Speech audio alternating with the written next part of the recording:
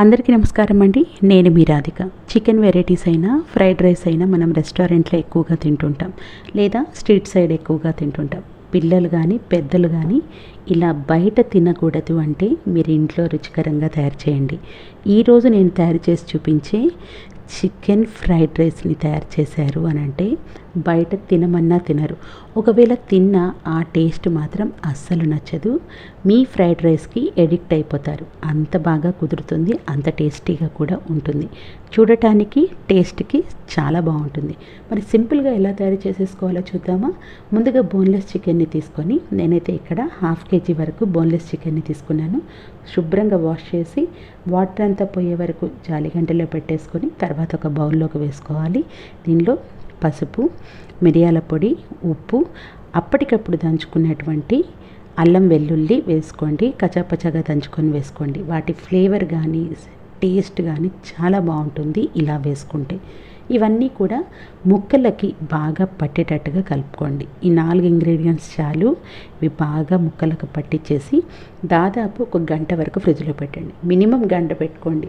మీరు evening time snack time చేయాలి అని అనుకుంటే మధ్యాహ్నం 11ంటికి అట్లా కలిపేసుకొని పెట్టేసుకోండి. 3ంటికి చేసుకోండి.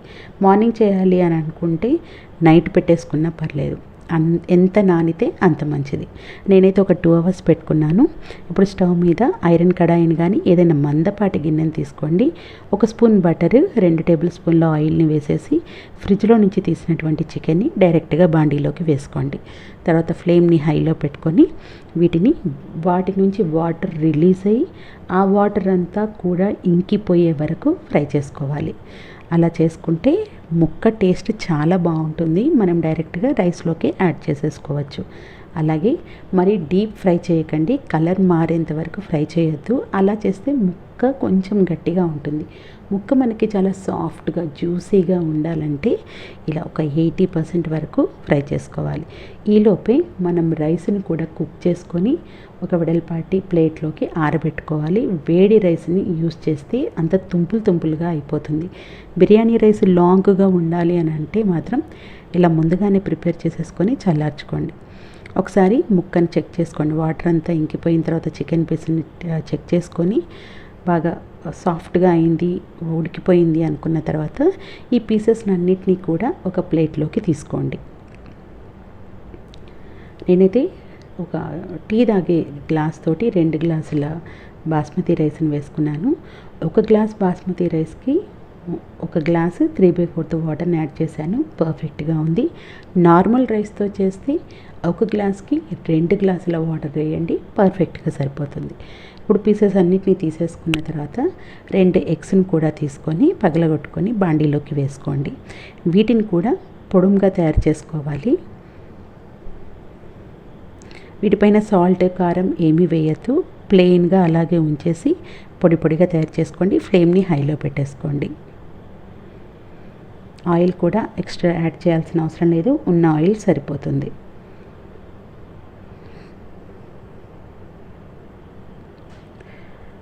ఎగ్ పీసెస్గా అయిన తర్వాత దీన్ని కూడా వేరే ప్లేట్లోకి తీసుకోండి.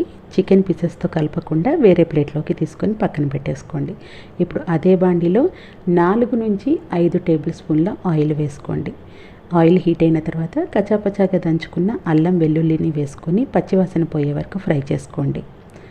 తర్వాత దీంట్లోకి మనం కొన్ని సాసులను కూడా యాడ్ చేసుకుందాము.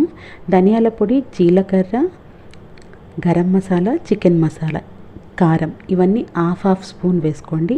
తర్వాత డ్రైడ్ పుదీనా లేదంటే ఫ్రెష్ పుదీనా కూడా వేసుకొని కొంచెం సాల్ట్ని యాడ్ చేసుకోండి.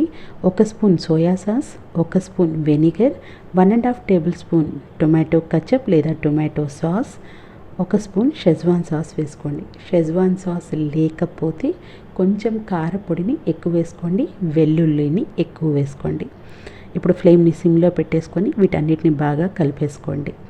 తర్వాత ఫ్రై చేసుకున్నటువంటి చికెన్ పీసెస్ని వేసుకోండి. ఎక్కువసేపు ఫ్రై చేసుకోవద్దు, హైలో ఫ్రై చేసుకోవద్దు.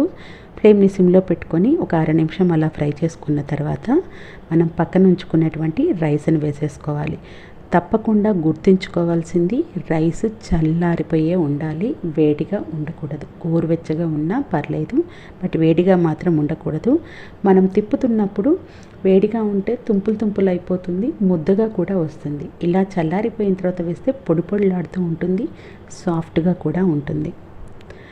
ఇలా రైస్ని అంతా వేసుకున్న తర్వాత ఇప్పుడు ఫ్లేమ్ని హైలో పెట్టేసుకోండి. పట్టకారతోటి పట్టేసుకొని కంటిన్యూస్గా కొంచెం ఈ ముక్కలు సాస్ అంతా కూడా రైస్కి బాగా పట్టేటట్టుగా కలుపుకోండి. నేను చేస్తుంది అయితే ముగ్గురికి ఈజీగా సర్వ్ చేయొచ్చు, కొంచెం పిల్లలైతే నలుగురికైనా సరే సర్వ్ చేయొచ్చు. ఇలా రైస్లోకి ఇదంతా కూడా బాగా కలిసిన తర్వాత కోడిగుడ్డు పొడిని కూడా వేసుకోండి. వీటిని స్ప్రెడ్ చేసుకోండి. తర్వాత 4-5 పచ్చిమిరపకాయలని నిలువుగా చీల్చుకొని వేసుకోండి. నచ్చిన వాళ్ళు నెయ్యిలో జీడిపప్పును వేయించి అది కూడా వేసుకోవచ్చు. తర్వాత కొత్తిమీరను సన్నగా కట్ చేసి వేసుకొని ఒకసారి కలిపేసుకుంటే ఎంతో టేస్టీగా, బయట దానికంటే కూడా ఇంట్లో చేసుకుంది చాలా సూపర్గా ఉంటుందండి. ఒకసారి మీరు ఇలా చేసి పిల్లల నుంచి పెద్దల వరకు ఇలా సర్వ్ చేసి తినిపించారు అని అంటే ఈ టేస్ట్ని అసలు మర్చిపోలేరు, బయట ఇంకా తినరు. తప్పకుండా ట్రై చేయండి. Thank you for watching.